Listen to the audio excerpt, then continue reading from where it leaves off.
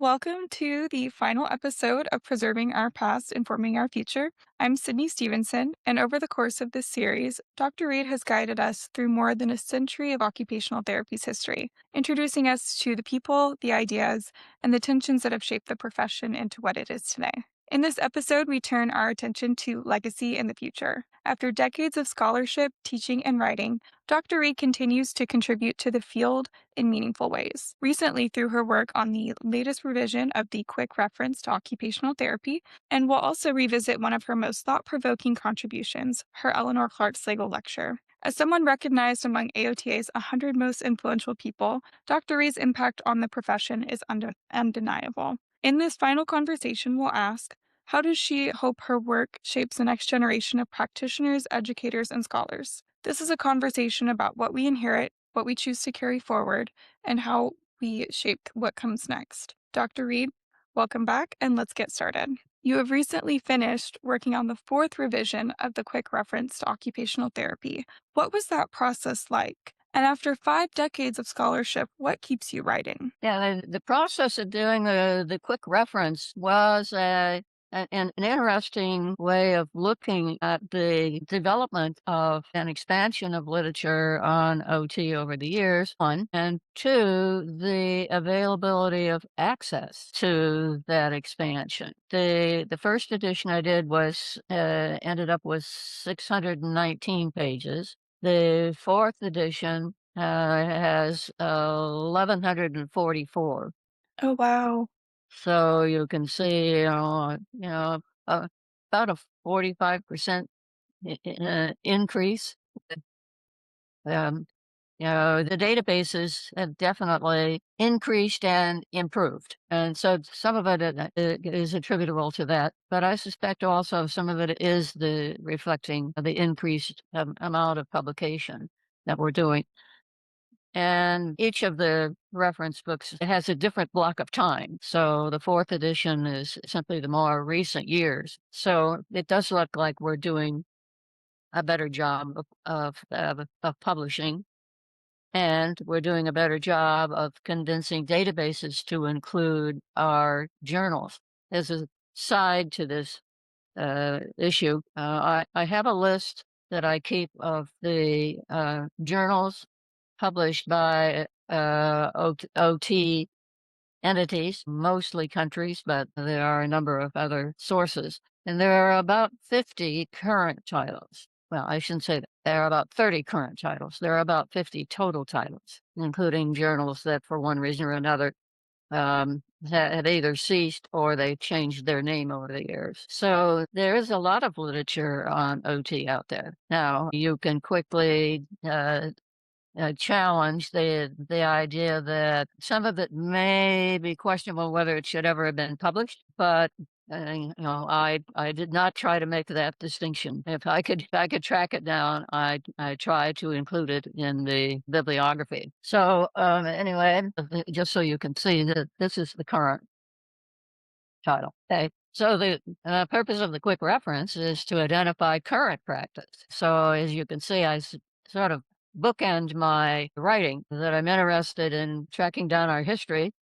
I've also worked a bit at tracking down our current practice. So maybe those seem diametrically opposed ideas. I guess in my mind, it was simply a continuum that through the work of the quick reference, I could backtrack many of the ideas that had developed in our literature. So I guess that's really how I got at it. The quick reference book was actually the result of an editor who basically challenged me to write that book when we developed the first edition. And then, of course, once it sold reasonably well, I was invited to redo it. It's still selling. I don't think there's going to be a fifth edition because it took me about 4 years to do the fourth edition. And if it did, I would have to have at least a couple of other people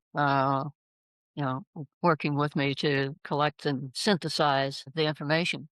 Getting comments about your publications is people who have not been authors tend not to be aware of. The major criticism I've gotten about the quick reference book is that it's too much of a handbook. The professors don't like to use it as a textbook because they feel like it answers too many of the questions they want to ask. So I've had to challenge them back that because it's in there, it simply means that somebody thought it was worth doing and writing about. It doesn't answer the question of why it's valuable, which is probably the more important question to ask. It is, why are we doing it, rather than what are we doing? There's a lot of what, but the important thing is why we're selecting that. There's no attempt, and there was no way for me in many cases to even begin to answer the question of why, because the authors simply spell out what they're doing. One must assume that they thought it was a good idea, but they don't sell you that in many cases. They may give you a case example. Well, that's nice. That's what's important, that it works for an individual. But then that you write it up in an article and say, this is what we're doing, and this is how we research this particular problem, doesn't answer the question of why it's worth doing. So my scholarship started out identifying. Well, it was really a group project, but I ended up with the job of writing it up, of what we were doing with OT in the school system. That was the first major publication. I had done some articles for the state newspaper, but those were um, sort of quick. This is what we're discussing, kind of thing. The first article that I really attempted to organize the material with OT in the school system.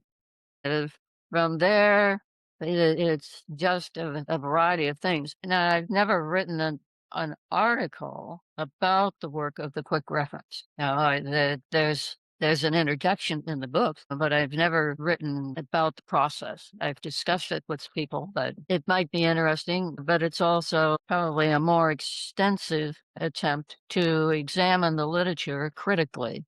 And when you do any study, that's part of what you need to do. I'm just in the process of reviewing a short manuscript, and my major criticism immediately is going to be did not examine the literature, or you didn't explain that you did, and these are the articles you think are most pertinent. And in many subject areas now, if you could create a reference list of two or 300 or more articles, which even for most publications these days is a bit of an overkill. 40 to 50 probably should hit the major aspects of whatever you're presenting. But if you only have 20, you probably haven't covered it. Unless you're going to make it very clear that the information relative to the content that you want to address is very limited at this point. High and wide. And this is all you could find. So comments about the nature of publishing these days. There was a time when if you had 5 or 10 articles appended to an article in an OT journal, you probably had made a good faith effort, but not anymore. So why do I keep writing? Maybe because I don't have a good sense to stop, because I keep coming up with things I think we have not talked about, and that I have the ability to at least make a stab at organizing some of the information, and then hopefully somebody will take it up and move it forward from there. And I guess because so far the dementia has not progressed to the point where my brain has serious limitations in function. I don't really have a better answer than that. I mean, I think that's a pretty great answer because you continue to, explore your own curiosities, explore other areas and what's out there. I mean, I think that's a great motivator. Yeah. Yeah. I guess the curiosity, creativity, back to mental flexibility. Absolutely. Okay. All right, Dr. Reed, your Eleanor Clark's Label lecture was titled Tool of Practice, Heritage, or Baggage. That title poses a provocative question. How would you answer it today? Yeah, it was interesting to reflect back on that. I hadn't really seriously thought about it in a while, but I don't think the rationale in which I was using when I did that has changed, whether what we are doing is in line with OT values or whether we occasionally get sidetracked. The illustration I used in that lecture was called the Oliver rehabilitation machine. So the client had to use his feet to run the bicycle. That then chained to the jigsaw, and then the client was supposed to be able to then with his hands maneuver something like a piece of balsa wood or similar kind of thing through the jigsaw, following whatever pattern you had created for the object. My comment was that if the person had the balance to sit on the seat, now this is a bicycle seat, and use his lower extremities to run the bicycle, while using his upper extremities to guide an object, and you needed to send him home. At least motor control wise, the person was good to go. No, that doesn't exclude the fact there may have been other reasons that the person needed OT, but definitely motor coordination was not one of them. So I sort of have adopted that idea that there are some shiny objects out there that occasionally OTs get involved with that we probably should discard. One of the ones I'm most concerned about now, having taught assessment instruments for years, is that we got caught in the idea that the assessment instruments had to have significant statistical powers.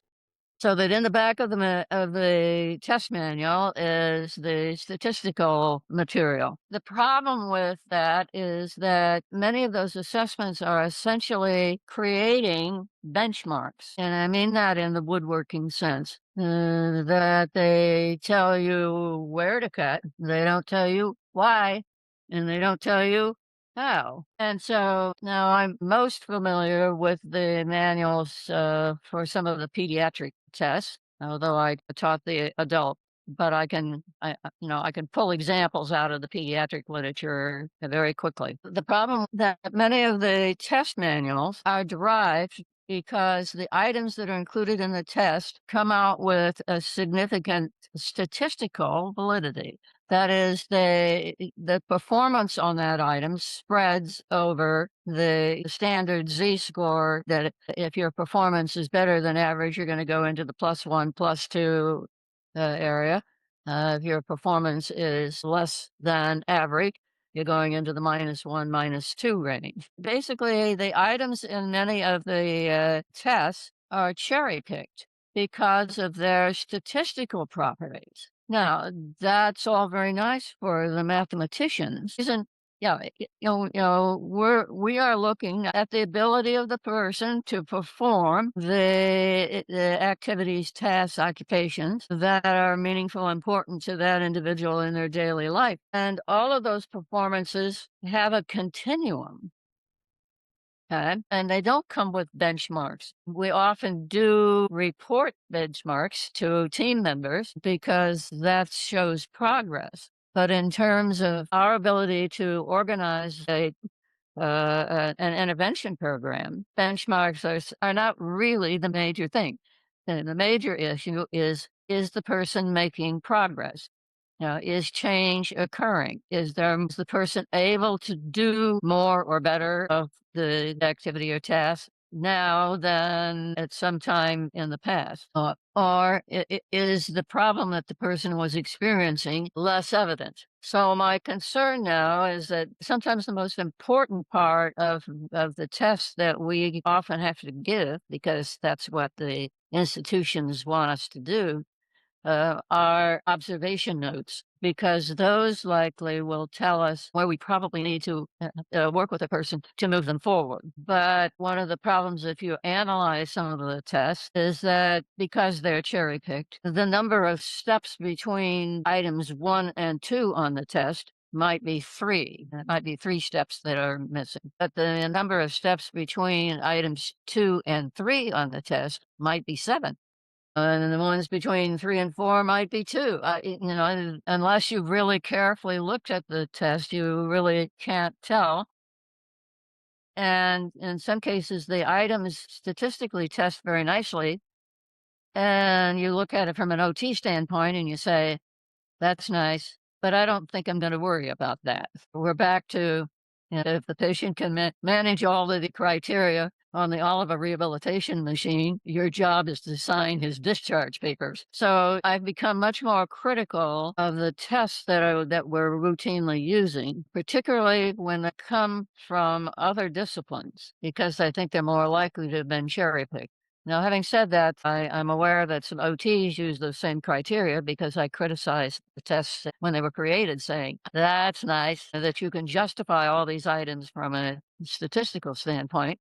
But to be honest, that's not what I'm interested in. I said that and it makes great reporting. And I think some of that is why uh, therapists complain, for instance, in the AOTA, OT community, that they either don't assess or they don't like the assessments that they're required to do because they're not they're not measuring or evaluating what we need to know in order to help the person improve their performance or participation. Mm. And so, to be honest, I now when somebody hands me a new assessment and I say, "Where's the manual?" and I flip to the back, and I said, I don't think I've changed my viewpoint over the years. Watching for examples, yes, but that we need to pay very careful attention to what sort of shiny objects are being put in front of us. Is that new shiny object really going to enable us to provide better OT services, or is that shiny object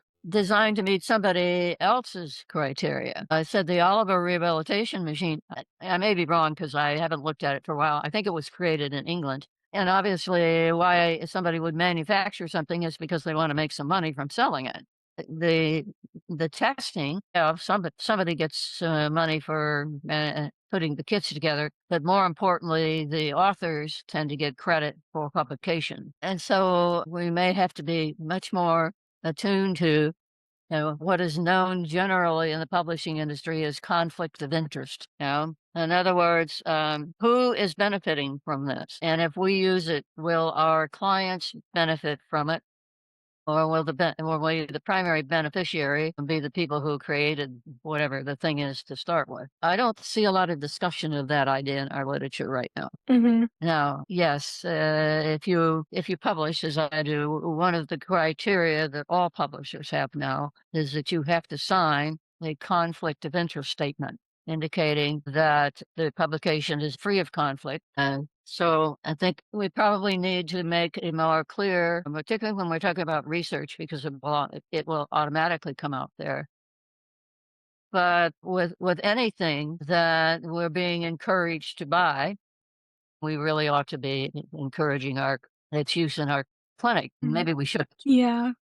Um, what has kind of come to mind to me while listening to you is what do you think the place is in the therapy world as practitioners? Do these tests come in? Do they have a place, and how do you think that they should be used? Well, which assessments depends, I think, very much on the kinds of clients you have, and probably each setting can tell you that there's ones that they use very frequently, and then there's always the client who doesn't fit any of the criteria that you routinely use to evaluate, and you need something different. That's simply the way working with clients goes. There's the clients that fit the general mold, and there's the ones that don't fit anything you've ever seen before. Yes, And absolutely. you still have to figure out what you're going to do. Mhm.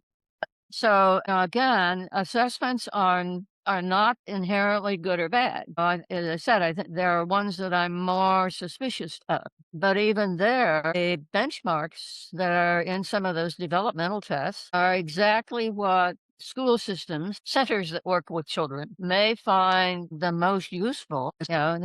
That's that it's legitimate to have benchmarks to do that. So if the assessments help address that, they probably should be considered.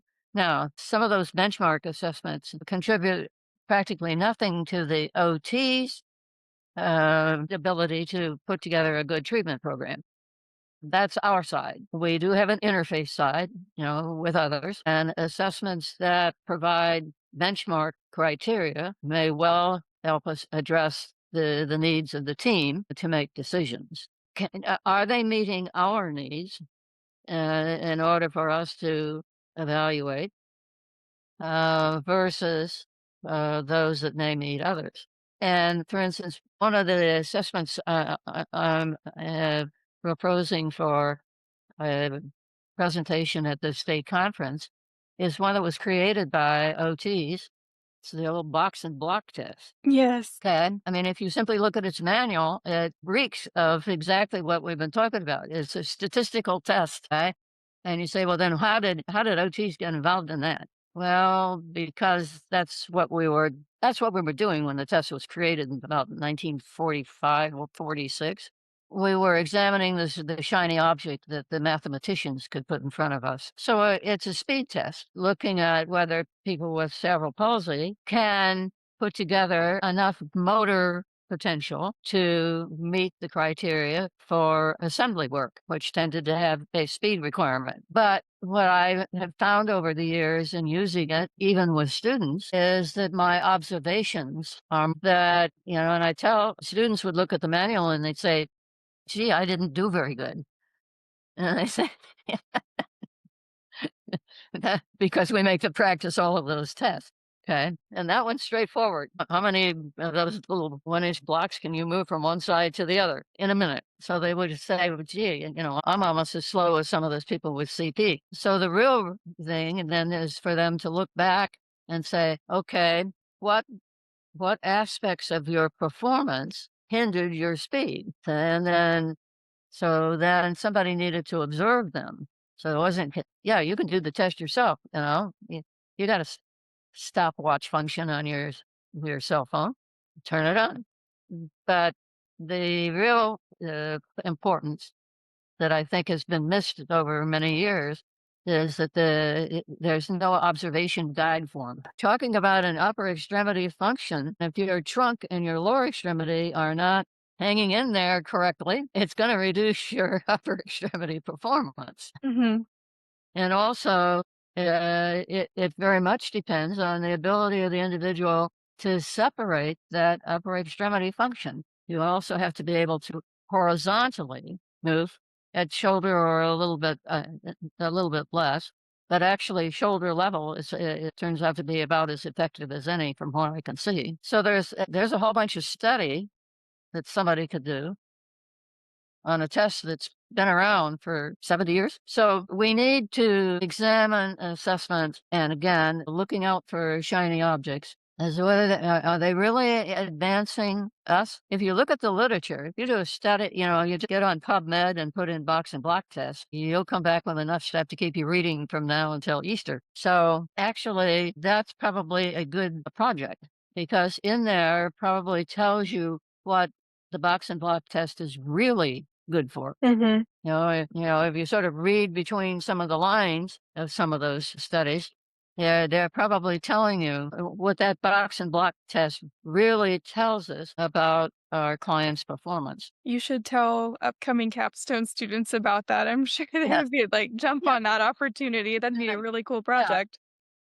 Yes. I said restandardizing the test, or you can do. It's been done. That's sort of amusing, I think, to see, and particularly if you're doing it with different populations, because some of the studies have been done for studying people with cerebral palsy, but it's been used with a whole host of other disorders. In fact, some of those studies, it's diagnostic. That when you see a person who had normal performance, usually the people we were dealing with who had cerebral palsy never had normal performance. Or they were born with hemiplegic CP. Some other disorders, one of them I just caught was dealing with MS. So people with multiple sclerosis usually have had normal performance for a number of years prior to the onset of the disorder. And what they're using the box and block test for is an early indicator of neuromuscular dysfunction. Now, the people who could the box and block test, I'm sure, had no idea that somebody would pick up the box and block test and say, That not only shows us the problems of people that we know have motor coordination problems, it also can identify those that did not have, but may have now. So yeah, there's a nice review of literature in there as well as expanding. And I said, the nice thing about the box and block test is it's highly portable. It's also not copyrighted. So there are a lot of versions. That's one of the things I've looked at when I've just scanned some of the literature is that there are several versions of it. And so that's another, maybe it's an issue and maybe it's not. The one I have, the box folds up and then it has a handle.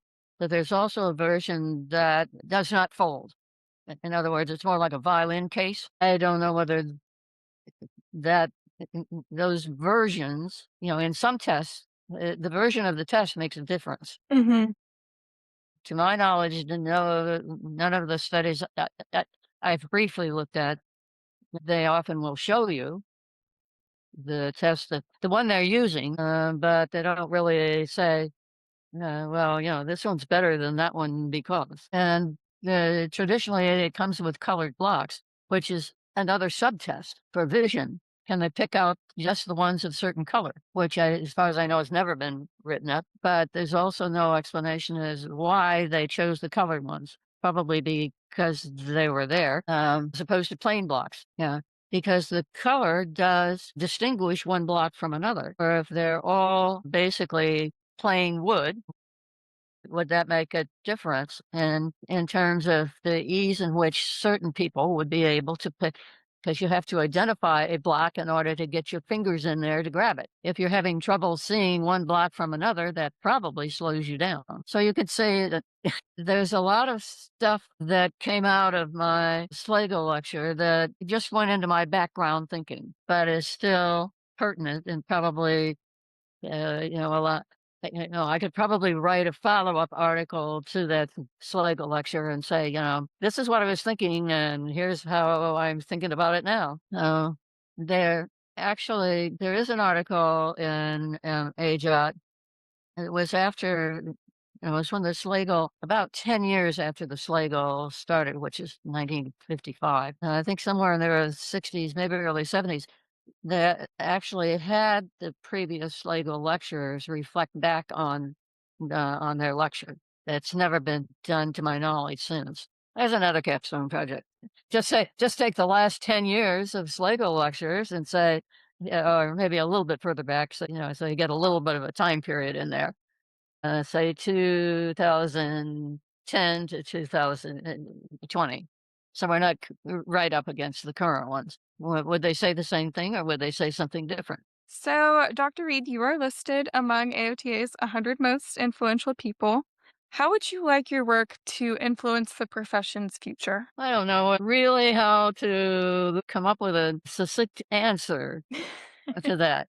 Um, because part of the history is that I'm looking back in some cases people I never met them. I only know them through their published work. Occasionally I'm writing about somebody that somebody knew. Other times, yeah, I am writing about people that I actually knew.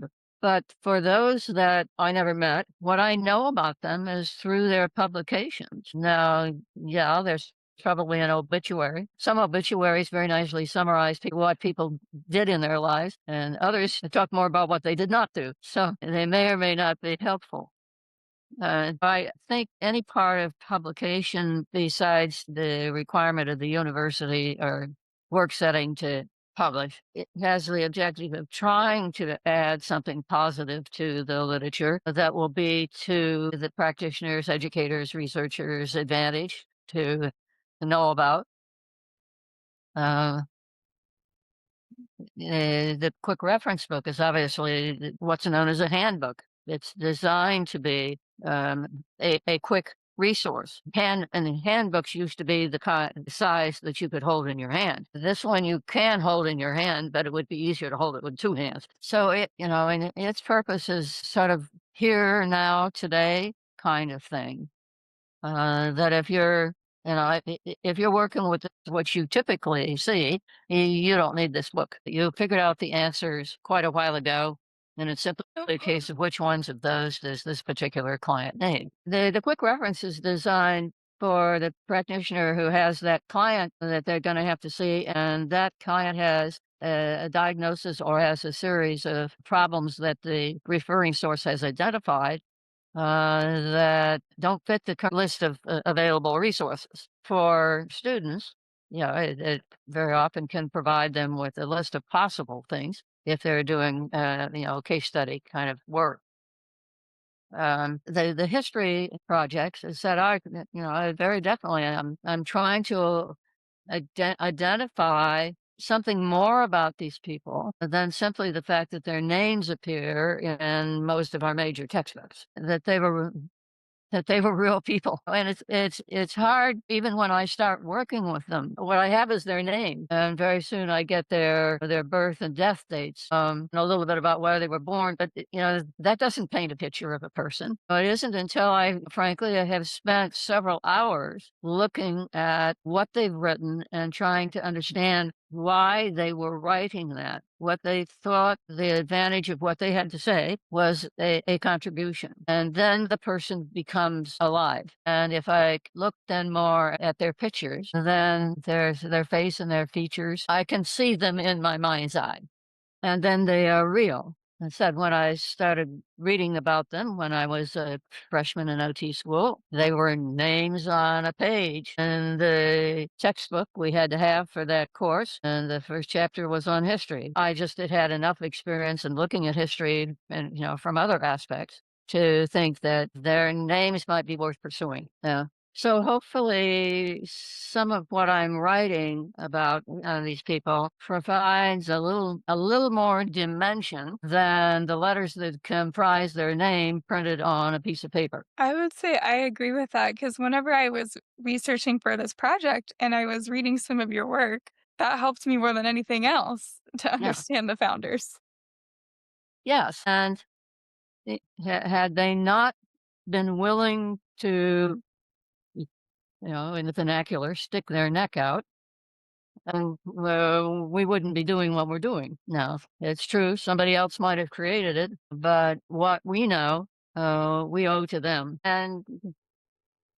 Uh, and we don't give them credit. It's sort of like the reason you exist is because your ancestors existed before you. And it's sort of the same thing. Some people and some societies may make a point of remembering their ancestors, except that I think, in addition to knowing the people who came before me in my form, I think I should also know the people who came ahead of me in my professional work. So hopefully I'm contributing to that. Definitely. Well, Dr. Reed, with this series coming to a close, is there anything that we haven't discussed that you would like to share? A story, a piece of advice, or something that you want on the record? Yeah, I made one comment at the bottom that I think it is conveyed to students. They probably don't like hearing it. And that is that we really are in need of lifelong learning. And said, when you're just trying to learn the basics, and it's like, I mean, there's more, Mhm. but there is a mindset there, of understanding that you must continue to learn. Um, and yes, I just attended a little hour presentation on upper extremity rehab and stroke, and realized once again that what I was taught in school was 180 degrees wrong. Now, when you're a student, you don't want to hear that. Don't teach me anything wrong, but the matter of fact is you probably are. Or if it's not just plain wrong, it needs better expansion than what you covered in school. I think that's probably the first thing most young graduates hit is that what I learned in school was fine. And now you tell me I need to get even better at doing that. But it will continue. In fact, that's the number one thing we find with people who, for whatever reason, have stepped back from the practice for a period of years, is that continuous learning sort of got put on the back burner while they were doing other things. So, Mrs. Vanderkoy is a good example of that gap problem. She was essentially a reconstruction aide, although she was primarily working at Walter Reed. Then she got married, was raising her family, and her husband died. He had been a World War I veteran. In fact, he's buried at Arlington Cemetery. It's unclear exactly what he died from what I could find. Yeah, it's not somebody knows somewhere, but it sort of sounds like a chronic war injury kind of thing. Anyway, he died, and she had some children to raise, and they don't come free. So she had to go back and catch up. And she's part of that group that took the written exam that became the basis of what we know as the certification exam. Except it was um, an essay type exam, not a multiple choice. So if she were still with us, she could tell you. It pays to keep up. That it's easy to say, oh well, I'm off doing these other things now. Um, and OT was fine at that time, but it's behind me. And maybe it is, and maybe it isn't. Circumstances can change, and you may find yourself playing catch up. And as I said, that's been one of our challenges is to help people catch up because each person knew certain aspects of OT when they were practicing, but didn't really pay much attention to others. But now they're coming back into the field and they sort of have to uh, learn to be generalists again before they can be specialists. And if they have to take the certification exam again, we have to help them that are not in their knowledge base that they will need to pass the certification exam to qualify themselves to practice again. We need to have that recognition. And if students have trouble with that idea, this may not be the best. Although I'm not sure which fields today you can reliably say are not going to do some changing over the years. I can simply tell you that OT is one that will. It's built in. And as you're aware, in order to renew your license, you have to participate in some continuing ed. If the fact that you have to have the continuing ed, if that's what's driving you, you're probably missing the point. To be effective practitioners, educators, and researchers, we need to keep our skills as up to date as possible, to be willing to make the effort to pay attention. How you do it, there are lots of choices and lots of combinations, but the need to do it, I think, has to come from within. Otherwise, it's a chore. One of the things that we're talking about at the state level is the fact that we have a number of people who, for whatever reason, are not meeting criteria for renewal of their license. That the state board publishes a newsletter which is available online of those that did not meet the criteria for renewal of their license. And the most common is they didn't do their. It's only 12 hours. It's 24 and 2 years, but basically 12 a year hours of continuing education. I mean, there's some other things. So there's failure to give notice, which is, a requirement. Yes, occasionally we have somebody with the addiction problem, somebody with a criminal conviction, but the most common problem is that they did not complete their required continuing education hours, which makes me worried. I've also checked to see whether it's more of a problem for OTAs as opposed to OTs. No, where both of our groups are equally guilty. So it makes me wonder, though, then, is the field attracting people who are really dedicated to providing service?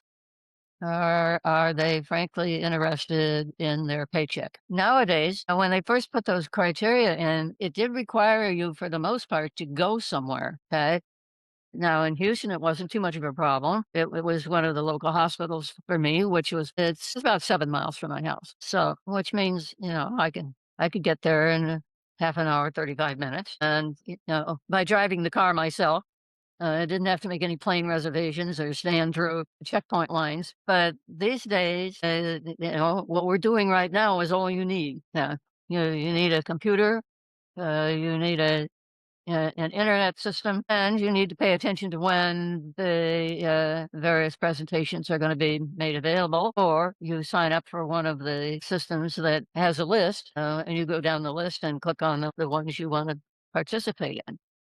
So, there used to be some excuse for why you didn't always get your hours in, particularly if you had a couple of youngsters at home. Even going 7 miles down the road required that somebody come sit your kids. But nowadays, the only thing that's stopping you is getting yourself in front of your monitor, turning on your computer, and clicking on the appropriate resource for what it is that you want. So it's easy to think of them as lazy. I think it's more a case of simply not paying attention. Now, it's the same problem we have in the classroom. One of the reasons you didn't do well on on the tests is because you mostly were not paying attention in class. Okay, so one of the reasons you don't have the required hours to renew your license is because you weren't paying attention to the fact that you needed to get in those hours. Now, the other thing is, I said the state meeting. Now, again, yeah, that does require travel, but you can get all of the hours at one of those state meetings.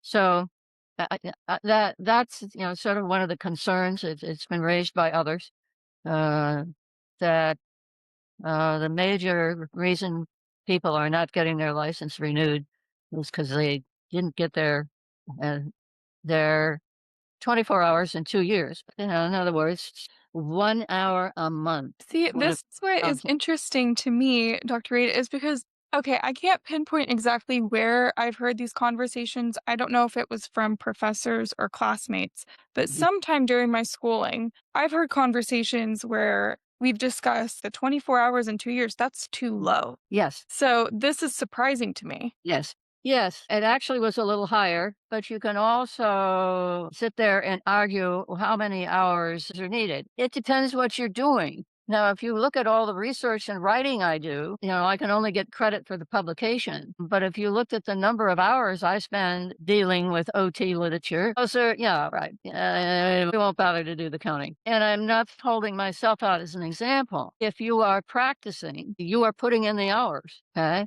So those who are actually employed in an OT setting or a setting which makes use of OT, that 12 hours a year or 1 hour a month is just a drop in the bucket.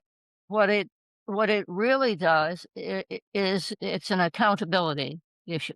Okay, so yeah, no, it is not enough hours to keep your skills up to date. It is enough hours to provide an accountability system that says we are dedicated to the idea that your ability to practice needs to continue to evolve beyond that which you learned when you passed the certification exam the first time. Yeah. But you can even argue that the purpose of continuing education is really to help you continue to build the skills in the area of practice in which you're employed. Okay. And what area of practice am employed? However, our licensure law says that basically if you hold yourself out to be an OT, you have to continue to be licensed. So I tend to go to sessions where I know the least, or I think I know the least about the subject, with the idea of increasing my general knowledge of OT. Now, that's not exactly what the people who wrote the licensure law had in mind, but they weren't thinking about me anyways. But yeah, people ask me, why do I continue to go to our annual conference? Well, a number of different reasons, because I help out at one of the booths in the uh, exhibit area. But they also say, well, what do you bother to go to? I said, well, there are a couple of things I like to go to. I like to hear what the president has to say. But otherwise, I tend to scan for the topics that I don't think know much about, or I haven't attended anything about that in a long time. And then the people that are in the session said, why are you here? And I'm saying, because I don't think I know much about that. So at this point, I'm an odd duck. That's probably what most people in my age bracket do not go to conference anymore. Um, they quit several years ago, and part of what they complain about is that there's really nothing there for us oldsters. That the conference is very much, even our state conference, is very much aimed at young practitioners. And I know some years at our state conference, the only things were on the program are the things I was already teaching. It's hard to teach what you don't know. And so I did find myself sitting there, not quite twiddling my thumbs, but not exactly. Well, what I learned to do is to pay more attention to how they were teaching than what they were teaching, as I figured I could always improve my teaching skills. So either I was impressed with what they were teaching, and how they were teaching it, or they were giving me examples of what I thought I should try to avoid. And I still do find myself doing that. Does this person have effective teaching skills? Or are there some things that they could probably improve on? Is their PowerPoint designed to be easily read and understood? Or do they have 300 words on one PowerPoint slide? The guide used to be 49. Yeah, you can slip that a little. Definitely when you pass the 100 mark, it's way too many. Okay, so I pay attention to that. Video is the same thing. Did they video this so that what I'm seeing in the foreground is what I'm supposed to be paying attention to? Or did they do this in a general setting? And actually, there may be more important things in the background than in the foreground. Throughout these 8 episodes, Dr. Reed has given us something extraordinary. Not just facts and dates, but a way of understanding our profession as a living, breathing, adapting thing. She's shown us that founders weren't just historical figures, they were people solving problems, navigating tensions, and building something they believed in. And she's reminded us that we are their inheritors. This series was produced as part of my doctoral capstone project at Texas Women's University in collaboration with the Blagg-Huey Library. It has been created during TWU's 125th anniversary year, fitting time to look back so we can move forward with intention. Dr. Reed, on behalf of TWU, the School of Occupational Therapy, and every student and practitioner who will hear your words, thank you. Thank you for a lifetime of preserving our past so we can better inform our future. I'm Sydney Stevenson, and thank you for listening.